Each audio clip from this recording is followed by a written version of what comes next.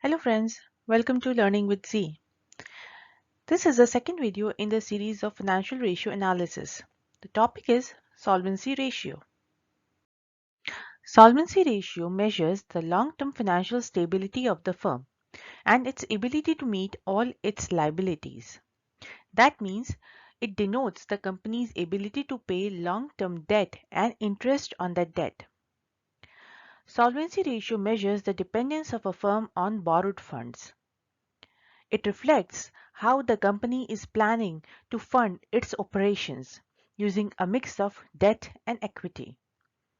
It helps the lenders like banks and FIs, that is financial institutions, to make sure if the firm would be able to make periodic payment of interest and repay the principal on maturity or make periodic installments. It also helps the firm to analyze the financial risk. It is of immense importance to analyze the financial risk for the firm as it helps the business or the company determine its survival in long term. Let us look at the important solvency ratios. First, debt equity ratio. Second, total asset to debt ratio. Third, interest coverage ratio. Fourth, debt service coverage ratio. Fifth, proprietary or shareholder fund ratio. Debt equity ratio is one of the important solvency ratios. It measures the relationship between long-term debt and shareholders' fund.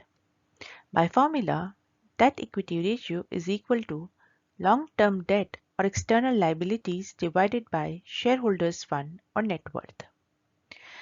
Debt equity ratio indicates the capital structure of the company and its funding plans of operations by using a mix of debt and equity. Generally, 2:1 is considered as a satisfactory debt equity ratio. This is because if the debt equity is really high, it would show firm being aggressive in financing its growth through borrowed funds. If the debt equity ratio is low, it would reflect that the company is not taking advantage of the increased profits that the financial leverage may bring. For highly capital intensive industries like petrochemicals, power, 3:1 ratio may be permitted. Long-term creditors are usually interested in companies that have a low or a stable debt equity ratio. This is because they are far more interested in ensuring that the firm has a long-term survival or solvency and that they receive periodic interest and principal repayments. Hence, debt equity ratio is very important for long-term investors and long-term creditors. The second important ratio is total assets to debt ratio. It measures the relationship between long-term assets to long-term debt. By formula, it is equal to total assets divided by long-term debt. Generally, 2:1 is considered as a satisfactory total asset to debt ratio. This ratio measures the safety margin available to the suppliers of long-term debt or the lenders. This is because in case of liquidation, the lenders would be interested to know how much assets is available to them to recover their loans. So it measures the extent to which debt is being covered by the assets. Interest coverage ratio. It is another important solvency ratio.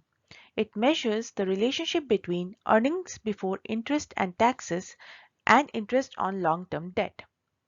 By formula, interest coverage ratio is equal to EBIT or EBITDA divided by interest on long-term debt. This ratio is very important because it indicates the interest paying capacity of the business. That is how easily a company can pay interest on debts from its profit or earnings.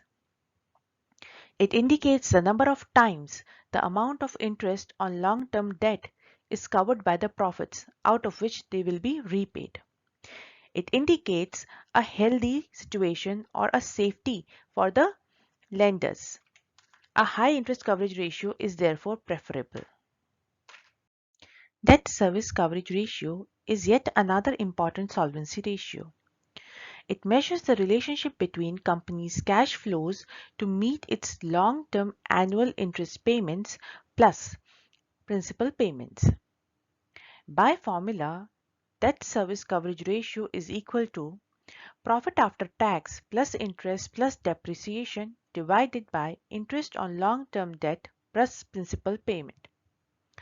It measures the ability of the firm to service interest and principal portion of installment.